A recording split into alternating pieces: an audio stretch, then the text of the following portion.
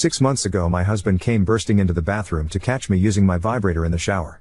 He threw a hissy fit about it and said that it was basically cheating and guilted me into apologizing and promising not to do it again.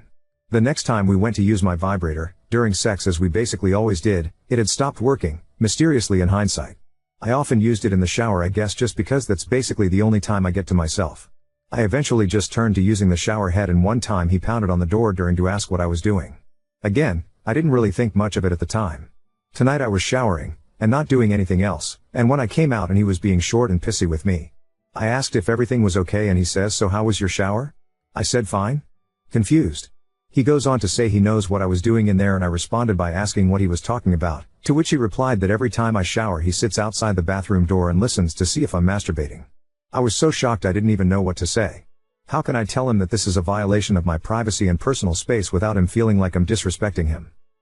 Thank you all for your responses. They have been eye-opening. I'm feeling a little overwhelmed by how much more severe you're making me realize this is.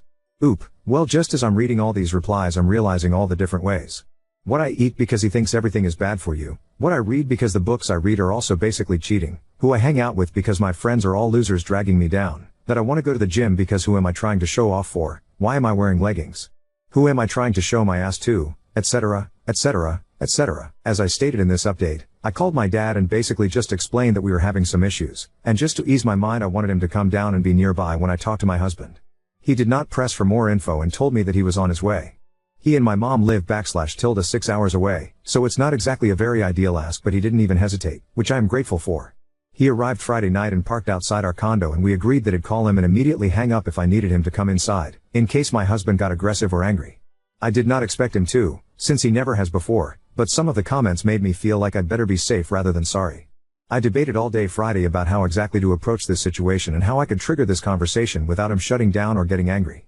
I decided to casually approach the conversation and ask him how he'd feel about me getting another vibrator, to replace the one that mysteriously broke after he caught me using it in the shower. In response he asked what for? To which I replied because it feels good. I knew this would be his response, but it was something along the lines of what am I not good enough? As it usually was in the past. I explained to him that it has nothing to do with him not being good enough, and that sex is supposed to be fun and experimental and interesting, and that it was just something that would make it better for both of us. He then suggested that I just wanted it to use on myself, to which I asked if that would be a problem. He told me that I know how he feels about that, and so I asked him why he was bothered by the idea of me masturbating. He got very defensive and asked why I would want that when I could have him, so I asked if he ever felt like he'd rather just pleasure himself rather than going through the motions of having sex. He said no, and that he's not a beta who spends his days stroking when he could be doing anything more productive. I explained to him that that was okay if it was his preference, but that sometimes my sexual desires are to pleasure myself versus having sex. That's when his same ridiculous argument came out of that being basically cheating. Pulling from another Redditor, I explained that cheating involves multiple people, and that it is impossible to be cheating if I am alone. He told me to fuck off and go stick the shower head between my legs. I started to get upset and realized that here is when I always back down. I feel the need to apologize and make him feel better. It'd usually have started something and would end up guilt fucking him because I felt bad, but I didn't. I told him that he made me feel like he was trying to control me and my body and that I wasn't okay with that. He told me I could go be a fucking whore somewhere else then, and got up off the couch and ran upstairs. I could hear him slamming my drawers open and acting like he was putting my clothes in a bag. I resisted the urge to run up there after him and just decided to sit there and see what would happen. Eventually he came back downstairs and apologized and said that he's very uncomfortable with the idea of me masturbating in our home. When I asked him to explain why, he said because it makes him feel unwanted. I told him that this isn't true, and that I do want him, but sometimes I just want that, and he said okay I guess. I decided to leave it at that for the night, and didn't want to press any further.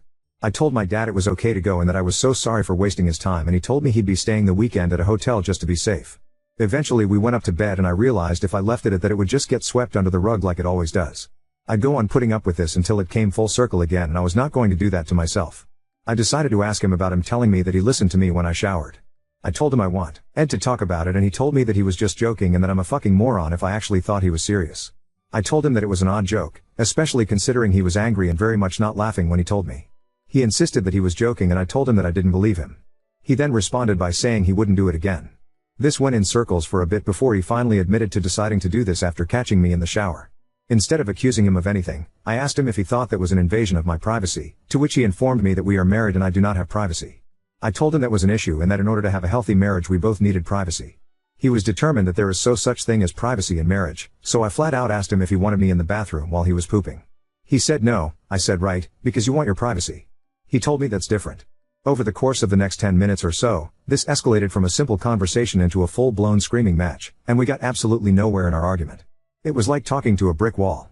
I was so heated by this point that I don't even remember what was said, but he eventually told me I was a fucking worthless whore, that I had nothing without him, that my vag was disgusting and made him sick, that I was fat and no one will ever want me, I'm 125 pounds BTW, that I'm lucky someone like him would even look in my direction, etc., etc., etc. I could barely see my phone through the tears and I called my dad and asked him to come get me. My husband looked at me and said, your fucking dad isn't driving 6 hours to come get you, you dumb fuck. I started to grab some random things of mine and yell that he was here staying in town, and he broke down and started sobbing. He told me that he knows he's controlling, that he has serious issues, and that he's terrified of losing me. He said that he knows he's not good enough for me and that he's so afraid of losing me that he's pushing me away to save himself the inevitable heartache. He said that if he ever lost me he'd himself. As I watched this grown-ass man snotting and crying in a heap on the floor, I kinda realized that I feel nothing for him. Like, nothing. The blinders I've been wearing were removed and I no longer saw the handsome, intelligent, caring, strong man I once did. I saw a pathetic, abusive, controlling, sad, and sick person. I came to the realization in that moment that there's no fixing this, and even if he does change, I would never trust him or see him in the same way again. My dad knocked on the door and my husband ran and hid in the bathroom. I took my bags and went outside to meet him. He asked me if I wanted to talk about what was going on and I said no. He asked what I needed from him and I asked if we could just go back to his hotel room. He asked if my husband hit me and I said no. Before we had even gotten to the hotel my husband began texting me. It started with pleading with me to stay and forgive him and turned into insults over the course of the next day or so. He never threatened me physically, but told me if I didn't come home I'd lose him forever, that I'd be losing out on the best man I'd ever have, etc., etc. He told me that his friends laughed at him for being with such an ugly bitch, that his parents hate me because they know I'm not good enough for him, that I couldn't get pregnant because I'm probably a fucking whore banging other guys on the side, that he was embarrassed to be seen with me in public, and so much more. I'm leaving. And not because Reddit told me to, because I'm genuinely not even remotely interested in staying with him and because I deserve better. I spoke to a friend from school, and will be staying with her until I'm done school next month. After that, I'm going home to figure some things out and get a fresh start. I'm currently in B.D. in a hotel room with my dad and have never felt more loved or safe. He is going to go over to the house tomorrow and retrieve my belongings, after which he is helping me move into my friend's apartment and then heading home. I don't have much to say at this point other than thank you again to everyone who made me realize how dangerous this situation could have been. I was determined that we were not going to divorce, but after Friday night I don't think there's any going back to that. I'm over it. I might update again, I might not. But making that post genuinely might have saved my life. Update 2. I have not blocked his number because I want to collect these messages in case they are needed during divorce proceedings or anything like that. Also, no, I have not responded at any point. Eventually he turned to sending me texts about how he'd been cheating on me the entire time we were together and told me that he fucked 2 girls the night of his bachelor party. I forgot to mention, I wasn't allowed to have a stag party. Whether he's telling the truth or not, I don't really care. He also told me that he can't believe how easy I was and that he never intended to stay with me but that he just wanted to fuck me when I turned 18 and dip. He stopped texting me after sending me an essay on Wednesday about how he was going change and wanted another chance and all that. I have to confess that I almost caved reading that because he was saying things that made me believe that he was telling the truth. This is a very scary time for me and staying is always more convenient, but I just had to remind myself that he was just saying anything he could to try and get his way. I began to realize just how complicated divorce is. It's not just pack up and leave. We have a joint bank account, bundled auto insurance and phone plans, I have his last name, his name is on my car loan, all of our subscriptions are shared, etc. Thanks to all the Redditors who shared great advice with his stuff and I have began the process of severing these ties. I started by canceling all of our shared subscriptions and then deleting our shared email account. I also called our phone provider and they were super helpful and offered to just split our plans, but I wanted to switch to a different company just to be safe and they essentially just canceled my line without much hassle at all. I got a new phone and number, and am now on my parents' plan. I also turned off my shared location with him before that, and since, like I said, I've gotten a new number, and blocked him on all social media, changed my email address and updated all of my accounts and services with the new email and a new password. I also made a new Apple ID since I can't just buy a new laptop for school given the cost, so that should also ensure he has no access to my info as well. We, my parents and I, met, virtually, with a divorce lawyer that my dad knows and referred me to on Wednesday and she is taking care of getting me off of the joint bank account, locking my credit, didn't even know this was a thing but, thanks to the Redditor who mentioned it, getting his name off of my car loan, and getting the formal process started for divorce. I don't want any money, I just want out as fast as possible. I am moved into my friend's apartment. It's a 2-bedroom/2 bathroom so I stole her library/office/music room but she was so accepting of me joining her and having our own space is nice even if it's just for a couple months. I am so grateful to her for letting me stay and not even questioning it. As many of you mentioned, yes, my dad is a literal rock star. He, my mom, and my friends have all been so helpful and supportive, and I cannot thank them enough. My dad went to the house Monday to retrieve my belongings, and he took my friend's boyfriend with him, mostly just to help pack and move everything as fast as possible, but also just in case he was home and anything went sideways. My dad said he was me and refused to answer the door at first, but eventually did and just sat at the kitchen table the entire time they were there. I don't own much. I took a bunch of clothes and essentials like bathroom stuff and electronics with me when I left, so they were in and out in like 45 minutes. Basically everything in that house in his and was purchased with his own money. My divorce lawyer is basically taking care of everything because I seriously need to focus on school right now, but I want this process wrapped up as quickly as possible. My exams wrap in late June and I'm trying to be calm and patient because if I'm just in a huge rush to get out of here, I fear that my exams will go very poorly. My friend is helping me a lot with studying and getting prepared, and I always join study groups in preparation for exams, which are super helpful as well. No, this is not the first time he's turned to insults during an argument or when he doesn't get his way, but it's by far the most hurtful and explosive. I am 100% committed to divorce, and I will not be looking back or changing my mind, no matter what happens at this point. This is a promise that I have made to myself, and it's a promise that I really struggle to make. I still feel sick and have a constant nerve in my stomach, because the idea of actually leaving and starting over is extremely terrifying. Thankfully, I have a great support network and know that I will have people there to help me through this every step of the way. I also just keep reading the messages he sent me the last few days and reminding myself that no one talks to someone they love like that, and that he is no example of a man I want to spend the rest of my life with. My dad went home yesterday, reluctantly I might add, and he and my mom are both coming back to visit next weekend. Also, if you think that this is fake or exaggerated, I genuinely could not care less. I am the one living this shit, and I do not need people downplaying the trauma I am going through. I also do not need to hear that you think I'm overreacting or that I'm in the wrong.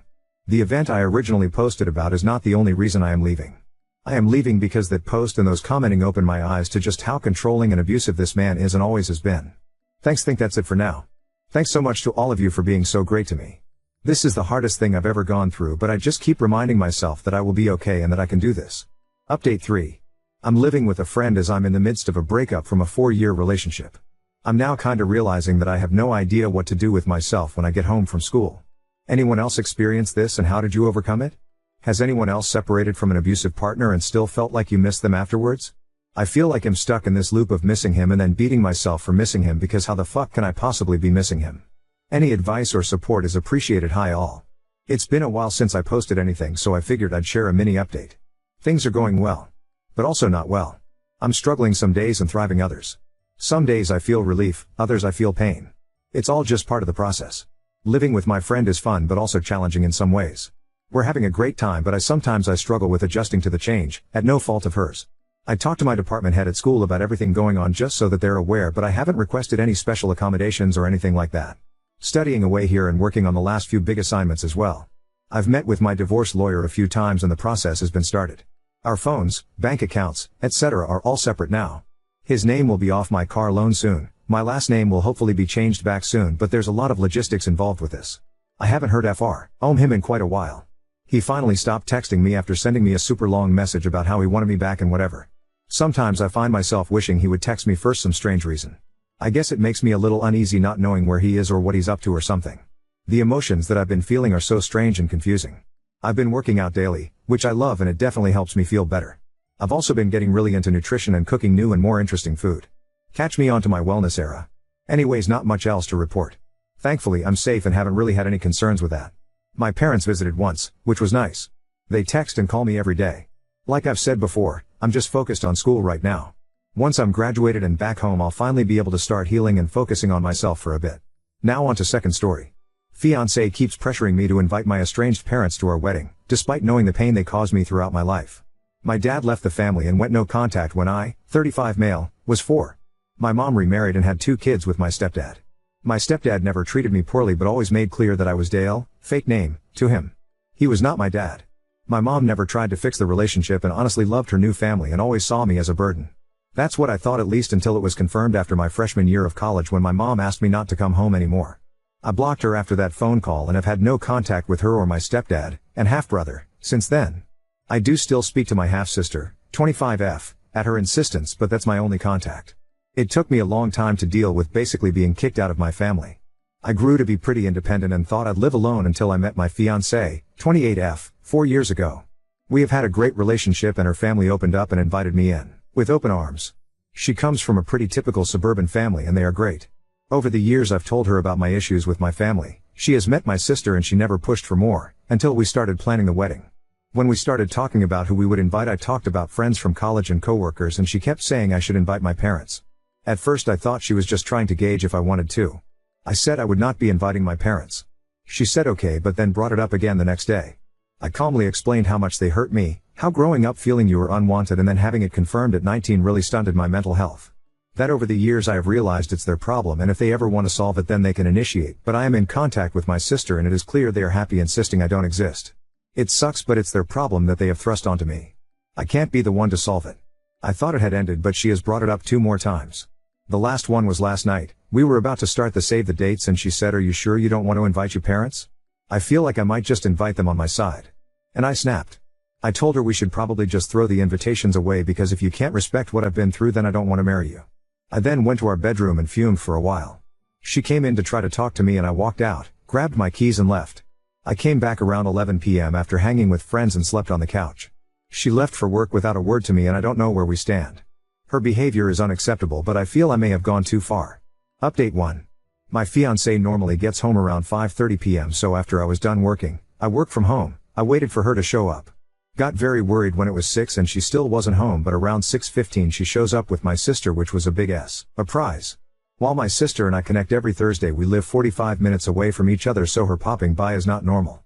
Both of them looked very anxious, so I was very confused. I asked them what was going on and my sister just bursts into tears and saying she's sorry. After like 5 minutes of her losing her shit, she starts talking about the family. So apparently when she told my mom and Dale that I got engaged, it started a rift between them.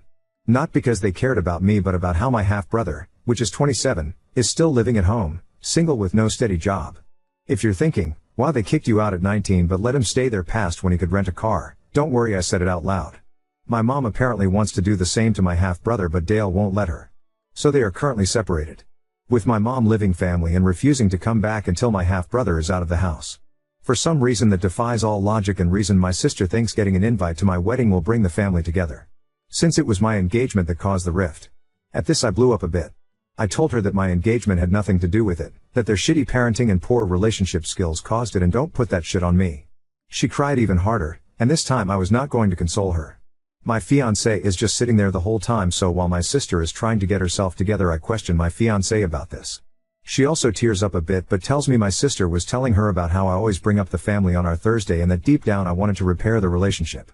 I asked how she could believe that when I was very clear that I was no contact with my family and had never mentioned wanting to be in contact. I told her that I'd tell her everything and would never hold back something like this without talking to her. She's always been my sounding board. When I switched jobs last year, we talked about IT every night and her advice mattered more than anyone else. She apologized and then wanted to show me her phone. Specifically the messages between her and my sister. At this point my sister perks up and asks her not to show the phone conversation. But my fiancé tells her she's trying to save her relationship. My sister has just been straight up lying about our Thursday conversations. Saying how I was always talking about reconciling, how I would never admit it but I'm partially at fault too, how I really want to see them all again. Every time I would tell my fiancé no, she would text my sister and my sister would talk about how I just couldn't be open because I was embarrassed. Just completely false. I would be perfectly happy never seeing any of them again. I can't believe my sister still sees them. At this I tell my half-sister to leave and that Thursdays are cancelled. My sister puts up a little bit of a fight but I ignore her until she leaves. She keeps saying sorry over and over again, but honestly I'm done with her. I've blocked her and will be no contact with her for the time being. A complete betrayal of my feelings and relationships. As for my fiancé and I am still very upset. She went behind my back with my sister. Never asked me about it. Let my sister manipulate her and honestly hurt me. I told her I love her but my trust is broken. We've agreed to go to couples therapy and see if we can repair the relationship. I hope we can, but I'd say it's a toss-up for me. She's got a lot of work to do.